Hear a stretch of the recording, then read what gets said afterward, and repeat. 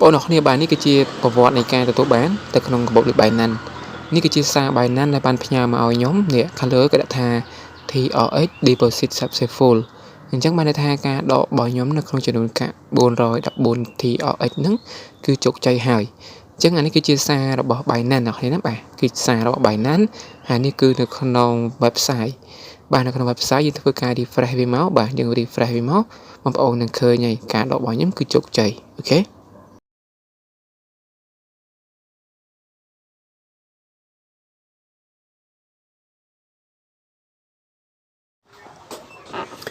ជំរាបសួរសួស្តីបងប្អូនទាំងអស់គ្នាស្វាគមន៍មកកាន់វីដេអូថ្មីបន្តទៀតបាទនៅក្នុងវីដេអូនេះគឺខ្ញុំធ្វើការបង្ហាញបងប្អូនយើងតាក់ទងជាមួយនឹងរបៀបនៃការដកលុយមកចាយនៅខាងក្រៅជាមួយនឹងពីកម្មវិធី Binance ពី wallet Binance ទៅធនាគាររបស់យើងខាងក្រៅដូចជា ABA, Exida, Win ឬក៏ True Money អីដែលបងប្អូនចង់ធ្វើការដកទៅគឺបងប្អូនអាចទៅធ្វើការដកបានបាទអញ្ចឹងនៅក្នុងវីដេអូនេះគឺខ្ញុំសូមឲ្យបងប្អូនយើងមុនទៅដល់តាមដានវីដេអូរបស់ខ្ញុំណាខ្ញុំសូមបងប្អូនយើងធ្វើការចុចនៅលើទៅនេះដែលមានពាក្យថាជាវ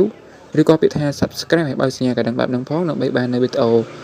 អាប់ដេតថ្មីៗបន្តទៀតបាទជាមួយនឹងការចុះឈ្មោះរកលុយជាមួយនឹងកម្មវិធីក្តី website ក្តីឬក៏ពីរបៀបនៃការដកលុយក្តីបាទអញ្ចឹង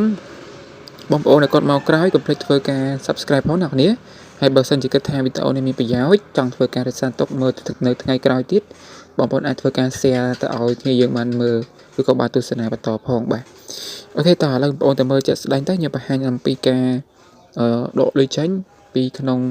wallet Binance គឺជារបបលុយ exchange លុយឬក៏កាក់មួយយើងអាច sell យើងអាចលក់បាទយើងអាចលក់ឬក៏ទិញកាក់ដកលុយមកចាយឲ្យខាងក្រៅបានតាមរយៈP2P បាទអញ្ចឹងឥឡូវបងប្អូនកុំឲ្យខាតពេលវេលាយូរតោះទៅមើលដល់គ្នាទៅហើយបងប្អូនដែលគាត់មកថ្មីណាតែគាត់ចង់ធ្វើការទៅពីចំណុចចាប់ផ្ដើមដំបូងគឺបងប្អូនអាចធ្វើការមើលវីដេអូអស់នេះគឺជាវីដេអូ2នេះគឺខ្ញុំទើបតែធ្វើការបង្ហាញដល់គ្នាជាមួយនឹងការចុះឈ្មោះទេបាទវីដេអូអស់ហ្នឹងគឺជាវីដេអូរបៀបនៃការចុះឈ្មោះហើយនិងរបៀបនៃការលេងបាទជាមួយនឹង website បាទអញ្ចឹង website គឺបងប្អូនយើងអាចធ្វើការរកលុយបានដែរតាមរយៈបាទ link នៅខាងក្រោមវីដេអូហ្នឹងអូខេអញ្ចឹងឥឡូវតោះទៅមើលដល់គ្នាពីរបៀបនៃការទៅដកលុយបាទអូខេតោះអូខេបងប្អូនអរគ្នាឥឡូវខ្ញុំបានធ្វើការចូលមកដល់ website របស់ខ្ញុំហើយនេះគឺជាទម្រង់ website របស់ខ្ញុំនេះគឺជាកន្លែង balance កាក់របស់ខ្ញុំដែលខ្ញុំមានចំនួន414 TRX បាទអញ្ចឹងចំនួនកាក់នេះគឺខ្ញុំរកបានដោយលក្ខណៈ free បាទខ្ញុំរកបានដោយ free តាមរយៈការលេងជាមួយនឹង website នេះបាទអញ្ចឹងបងប្អូនយើងចង់ដឹងថាការលេងរបស់ខ្ញុំបែបណាអាចធ្វើការតាមដានខ្ញុំតាមរយៈវីដេអូក្រោយៗទៀតបាទហើយចំនួនកាក់ហ្នឹង414កាក់ TRX ហ្នឹងតម្លៃវាមួយកាក់គឺស្មើទៅនឹង 0.3 USDT ឬក៏ 0.3 សេនបាទ0.23 សេនបាទ 0.23 សេនអញ្ចឹងបងប្អូនយកចំនួនកាក់414កាក់ហ្នឹងគុណចំនួន0.23 សេនទៅបងប្អូននឹងឃើញទឹកលុយហើយគឺស្មើប្រមាណដុល្លារហ្នឹងហើយនេះគឺជាwebsite មួយនឹងដែរបាទ website មួយនឹងអញ្ចឹងឥឡូវនេះកុំឲ្យខាតពេលវេលាយូរខ្ញុំបង្ហាញបងប្អូនយើងតែម្ដងអំពីរបៀបនៃការដកកាក់ចេញហ្នឹងពីក្នុង website នេះទៅផ្ទុកឬក៏ទៅដាក់នៅក្នុង Binance បងប្អូនដែលគាត់មានកាបូបលុយផ្សេងទៀតដូចជាកាបូបលុយ for Pay ឬក៏ជាកាបូបលុយផ្សេងទៀតបងប្អូនអាចធ្វើការដកបានទាំងអស់ឥឡូវបងប្អូនចុចលើសញ្ញាត្រី3នេះមកបាទបន្តមកទៀតបងប្អូនយកពាក្យថា withdraw នេះបាទចុចលើពាក្យថា withdraw បន្តមកទៀតបងប្អូនយើងឃើញតែនេះគេដាក់ឲ្យយើងបានឃើញថាគេដាក់ថា withdraw នេះ withdraw TRX អញ្ចឹងបងប្អូនដើម្បីយើងរកបានឬក៏ដកលុយបានពីក្នុង website នេះបងប្អូនត្រូវតែរកឲ្យបានចំនួន15កាក់ TRX បាទ15 TRX អ្នកនាងបាទអូខេអញ្ចឹងបងប្អូនអ្នកនាងនៅខាងក្រោមនេះគឺគេដាក់ថាកន្លែងនេះគឺគេដាក់ថានេះថ្លៃសេវានៃការដកហ្នឹងគឺបាទវាគិតចំនួនទេចំនួនមិនមែនកាក់ទេតែវាគិតតែសេវា 0.2 បាទហើយតែនេះគឺជាចំនួនកាក់យើងធ្វើការដកទាំងអស់ឬក៏ដកតាមចំណងចំណូលចិត្តបងប្អូនចង់ធ្វើការដកហើយនេះគឺជាអត្រាហើយខាងលើគឺជា network បាទជាប្រភេទកាក់ Tron TRC20 បាទដែលនៅក្នុង Binance គឺមានដែរអ្នកនាង TRC20 ហ្នឹងហើយបន្តមកទៀតគឺបងប្អូនយើងចូលទៅក្នុងកម្មវិធី Binance ទាំងអស់គ្នាទៅខ្ញុំបង្ហាញនៅក្នុង app Binance ដើម្បីទៅយក ឬក៏ខ្ញុំទៅបង្ហាញអ្នកគ្នាពីរបៀបនៃការទៅយកជាមួយនឹង network Tron TRC20 ជាមួយនឹង address កាក់ Tron ហ្នឹងនៅក្នុង Binance បាទអញ្ចឹងបងប្អូនខ្លះដែលគាត់មកថ្មីគឺគាត់ប្រហែលជាមិនទាន់យល់ទេបាទប្រហែលជាគាត់មិនទាន់យល់ទេអំពីការលេងក៏ដូចជាការដកលុយហ្នឹងអ្នកគ្នាប៉ុន្តែបងប្អូនអាចធ្វើការព្យាយាមស្ដាប់ទៅបាទទស្សនាទៅនេះគឺជា app Binance បាទដែលហៅថាកាបូបលុយផ្ទុកកាក់ crypto ហ្នឹងអ្នកគ្នាឬក៏ផ្ទុកលុយបាទអញ្ចឹងឥឡូវខ្ញុំធ្វើការចូលមកដល់ Binance របស់ខ្ញុំហើយបាទបន្តមកទៀតគឺបងប្អូនយើងឃើញនៅក្នុងតម្រងបែបនេះបាទបែបនេះគឺបងប្អូនឃើញលុយរបស់ខ្ញុំនៅក្នុងទីហ្នឹងគឺមានតែ$3.20សេនទេបាទនៅក្នុងហ្នឹងឥឡូវបងប្អូនយើងមកខាង Pay Value ដើម្បីយើងទៅយកជាមួយនឹង Address គឺបងប្អូនធ្វើការចុចទៅនេះបងប្អូនធ្វើការចុចនៅលើពាក្យថា Deposit នេះមើលតាមសញ្ញាខ្ញុំធ្វើការបង្ហាញអ្នកនរនេះចុចនៅលើពាក្យថា Deposit បាទនេះ deposit ឯនេះមកបាទនៅខាងក្រោមនឹងដែរទេនៅចិត្តនឹងដែរទេបាទចុចលើពាក្យថា deposit នេះហើយបន្តមកទៀតគឺបងប្អូនយើងចុចលើទៅនឹងហើយវាចេញមកទម្រង់មួយទៀតវាឲ្យបងប្អូនយើងធ្វើការទៅស្វែងរកឬក៏ search បាទយើង search coin នៅខាងលើនេះអញ្ចឹងបងប្អូនអ្នកគ្រាន់ធ្វើការវាយពាក្យថា TRX ហើយបើសិនបងប្អូនចង់ធ្វើការស្វែងរកប្រភេទកាក់ផ្សេងទៀតក៏បានដែរអញ្ចឹងខ្ញុំសូមធ្វើការវាយជាអក្សរកាត់ដាក់ថា TRX បាទជាអក្សរកាត់បាទប្រភេទកាក់ហ្នឹងអ្នកគ្នាបាទអញ្ចឹងបងប្អូនឃើញនៅខាងលើក៏ដាក់ថា TRX បាទក្រហមគេហ្នឹងកាក់ក្រហមហ្នឹងបាទបន្តមកទៀតបងប្អូនយក network កាក់ Tron TRC20 នៅខាងលើគេហ្នឹងមកបាទបន្ទាប់ពីបងប្អូនធ្វើការចុចលើខាងលើគេហ្នឹងហើយវានឹងចេញមកទម្រង់បែបនេះវាដាក់ពាក្យថា deposit TRX ហើយនឹង QR ហើយនឹងអានេះខាងក្រោមនេះគឺជា network ហ្នឹងហើយបាទហើយខាងក្រោម network នោះទៀតគឺវាមានជាមួយនឹង address អញ្ចឹងបងប្អូនគ្រាន់ធ្វើការ copy address ហ្នឹងមកយើងត្រូវការ address ហ្នឹងដើម្បីយើងដកលុយមកតាមរយៈ address ហ្នឹងបាទអញ្ចឹងបងប្អូនធ្វើការចុចលើសញ្ញា copy នេះមកនេះសញ្ញា copy ដែលយើងធ្វើការបង្ហាញវងហ្នឹងបាទចុចលើសញ្ញា copy ហ្នឹងហើយអញ្ចឹងនៅពេលដែលបងប្អូនយើងបានឃើញ address ហ្នឹងហើយយើង copy វាមក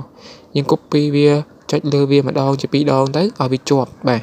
ឲ្យវាជាប់ពេលដែលយើងធ្វើការយើងទៅបិទភ្ជាប់នៅក្នុង website វិញគឺវានឹង load នៅក្នុងនោះឲ្យយើងឃើញអញ្ចឹងអ្នកគ្នាហ្នឹងហើយអញ្ចឹងបងប្អូនធ្វើការចុចលើសញ្ញា copy នេះមកបាទចុចលើសញ្ញា copy ម្ដងជាពីរដងមកបាទអូខេបន្តមកទៀតគឺបងប្អូនយើងធ្វើការចូលមកក្នុង website របស់យើងវិញបាទនេះ website មួយហ្នឹងបាទបន្តមកទៀតគឺបងប្អូនយើងត្រូវតែធ្វើការ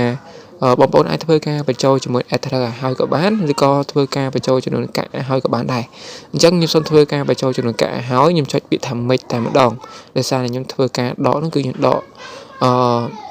អធិស្ឋានបាទគឺខ្ញុំសូមធ្វើការបញ្ចូលតែចំនួន414កាក់ទេហើយនេះគឺជាថ្លៃ server បាទ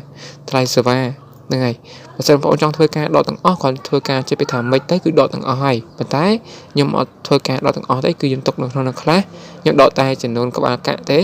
គឺ414កាក់ TRX នោះគ្នាណាគឺខ្ញុំដកចំនួនតែ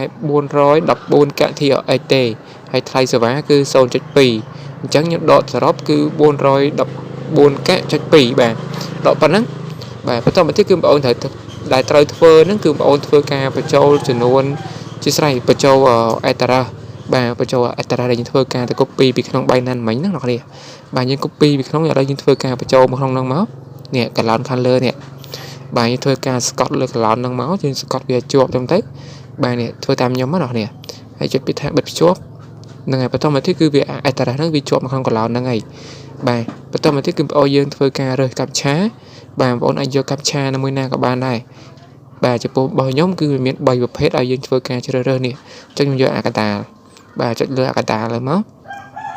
បន្តមកទៀតគឺបងប្អូនយើងធ្វើការចុចលើសញ្ញាប្រអប់ហ្នឹងមកអ្នកនាងដើម្បីយើងធ្វើការផ្ទៀងផ្ទាត់ជាមួយនឹងកាប់ឆាដែលវាគិតថាយើងជាមនុស្សឬក៏ robot បាទអញ្ចឹងអានេះគឺជាកាប់ឆាដែលរូបសត្វបាទរូបសត្វហ្នឹងគឺវា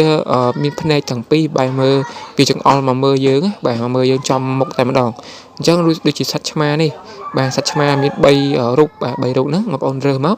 បាទរូបមួយណាដែលវាមើលមកចំមុខខ្ញុំបាទអញ្ចឹងបងប្អូនរើសពីថាបន្ទាប់មកទៀតវាចេញមកតម្រូវហ្នឹងទៀតបងប្អូនរើសឆ្មាណាដែលវាបែរមុខមកចំមុខយើងតែម្ដងធ្វើការជាពីថាបណ្ឌិតមកតែប៉ុណ្្នឹងទេអ្នកគ្នាអត់អីពិបាកទេគឺងាយស្រួលឥឡូវវាចេញសញ្ញាគ្រីពណ៌បៃតងអញ្ចឹងហើយបងប្អូនធ្វើការចុចនៅលើពាក្យថា withdraw មកប៉ុន្តែកុំភ្លេចធ្វើការមើលម្ដងទៀតសិនបាទក្រោយលោកយើងធ្វើការបញ្ចូលជាមួយ address ខុសចំនួនកាក់ខុសឬក៏ធ្វើការបំពេញកាប់ឆាខុសបាទអូខេឥឡូវធ្វើការចាប់ពីថា withdraw មកចុចតាមខ្ញុំមកអ្នកគ្នា បាទបន្តមកទៀតគឺវាកំពុងតែដំណើរការអញ្ចឹងកាក់របស់ខ្ញុំគឺបានកាត់ចេញអស់ហើយវាដាក់ថា success អូខេ success ហើយប៉ុន្តែបងប្អូនយើងអាចមកមើលខាងក្រោមនេះបាននៅខាងក្រោមនេះគឺគេបានដាក់ amount ចំនួនកាក់ឲ្យយើងឬក៏នីតិឲ្យយើងបានឃើញដែរនេះអាហ្នឹងបាទហ្នឹងហើយអូខេបន្តមកទៀតគឺបងប្អូននឹងឃើញពាក្យថា pending នៅខាងស្ដាំដៃនៅនេះបាទពាក្យថា pending បាទអញ្ចឹងពាក្យថា pending នេះគឺវាអត់ទាន់ជោគជ័យទេវានៅតែដំណើរការសិនវាកំពុងតែរៀបចំធ្វើការបាញ់កាក់ឲ្យយើងចូលទៅក្នុងកាបូបលេខ Binance របស់យើងអញ្ចឹងយើងត្រូវធ្វើការរងចាំវាមួយសន្ទុះសិនអស់នេះបាទហ្នឹងហើយខ្ញុំដកទាំងលើកនេះគឺ11វាឯង11ដងហើយបើសិនជាវាចេញពាក្យថា complete បែបនេះគឺបានន័យថាវាជោគជ័យបាទវាជោគជ័យឥឡូវបងប្អូនរងចាំមួយខ្ញុំទាំងអស់គ្នាបាទរងចាំប្រហែលជា2ទៅ3នាទីទេបាទអត់យូរទេបាទពេលហ្នឹងគឺវាផ្ញើកាក់ឲ្យយើងចូលក្នុងកាបូបលេខ Binance របស់យើងហើយអូខេអញ្ចឹងសូមធ្វើការ stop រងចាំបន្តិចសិនបាទអូខេអ្នកគ្នាឥឡូវវាចេញពាក្យថា processing បន្តទៀតបាទ processing ហ្នឹងគឺវាកំពុងតែរងចាំណាបាទវាគៀកមែនតើហើយបាទប៉ុន្តែបងប្អូនយើងអាចទន្ទឹងមើលពាក្យថា processing ហ្នឹងបងប្អូនអាចកលេចមើលខាងលើនេះបាទកលេចមើលខាងលើនៅខាងលើគឺបាន Binance បានផ្ញើសារមកឲ្យយើងបានឃើញហ្នឹងនេះបាទវា alert ឲ្យយើងឃើញសារនៅខាងលើគេដាក់ថា TRX deposit processing ហើយខាងលើមួយទៀតគេដាក់ថា TRX deposit successful បាទអញ្ចឹង successful វាបានន័យថាវាជោគជ័យហើយខ្ញុំធ្វើការដកហ្នឹងគឺចំនួន414 TRX បាទ14កាក់ TRX បាទគឺច្រើនដែរហ្នឹងហើយបន្តមកទៀតគឺបងប្អូនយើងអាចធ្វើការ refresh វិញមកបាទ refresh វិញមកដើម្បីយើងចង់ដឹងថានៅក្នុង website របស់យើងវាចេញពាក្យថា complete ហើយឬនៅបាទបងប្អូនអាចធ្វើការមើលនេះអញ្ចឹងវាចេញពាក្យថា complete ហើយអញ្ចឹងបានន័យថាវាជោគជ័យហើយប៉ុន្តែឥឡូវបងប្អូនយើងចង់ដឹងកាន់តែច្បាស់បន្ថែមទៀតបងប្អូនអាចធ្វើការចូលទៅក្នុង website ជាស្រ័យចូលទៅក្នុងកាបូបលេខ Binance របស់យើងទាំងអស់គ្នាទៅបាទហ្នឹងហើយចូលទៅក្នុងកាបូបលេខ Binance របស់គ្នានេះគឺជាប្រវត្តិនៃការដកបាននៅក្នុង website ទេបាទអញ្ចឹងយើងទៅបង្ហាញនៅក្នុង Binance ម្ដងទៀតដើម្បីបញ្ជាក់អ្នកគ្នាឲ្យវា full តែម្ដងឲ្យវាជាក់លាក់តែម្ដងបាទយើងចូលទៅក្នុង Binance មកអ្នកគ្នាបាទយើងចុចចូលមកក្នុង Binance មកបាទនេះគឺជា app Binance របស់ខ្ញុំចុចចូលមកអ្នកគ្នាហ្នឹងហើយចុចចូលមកបន្ទាប់ពីខ្ញុំចុចចូលហើយបងប្អូនឃើញលុយរបស់ខ្ញុំគឺនៅតែ300ជាស្រ័យ$3.20សេនដដែល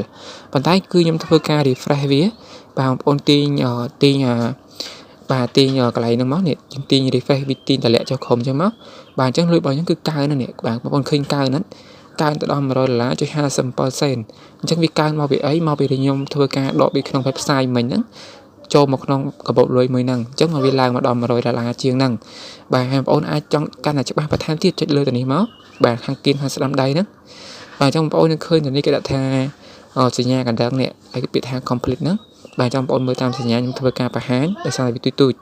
អញ្ចឹងគេដាក់ថា crypto deposit 400ចំនួន414 TRX complete អញ្ចឹងការដករបស់ខ្ញុំនេះជាចំនួនដែលជាក់លាក់ដែលខ្ញុំមិនមែនជាតែយកមកបង្ហាញទេគឺពិតប្រាកដបាននេះនៅខាងលើគេដាក់ថា TRX បូក414 TRX នេះហើយមានពាក្យថាខាងក្រោមគេដាក់ថា complete ទៀតអញ្ចឹងបានថាការដករបស់ខ្ញុំនេះគឺជោគជ័យហើយបងប្អូនដែលគាត់ធ្វើការធ្លាប់ធ្វើការដកលុយមកក្នុង Binance តែចេញតម្រងបែបហ្នឹងហើយគឺបានថាជោគជ័យហើយបាទអញ្ចឹងមានតែប៉ុណ្្នឹងទេអ្នកនាងជួបជាមួយខ្ញុំនៅក្នុងវីដេអូក្រោយទៀតហើយបើសិនជាចង់តាមដានខ្ញុំអំពីការរកលុយជាមួយនៅ website ក្តីកម្មវិធីក្តីអាចធ្វើការ subscribe និងចុចនៅលើប៊ូតុងសញ្ញាកណ្ដឹងទៅបងប្អូននឹងបាននៅវីដេអូថ្មីហើយកុំភ្លេចធ្វើការ like ឬក៏ share វីដេអូម្នាក់មួយផងបាទអរគុណច្រើនមានតែប៉ុណ្្នឹងទេបាយបាយ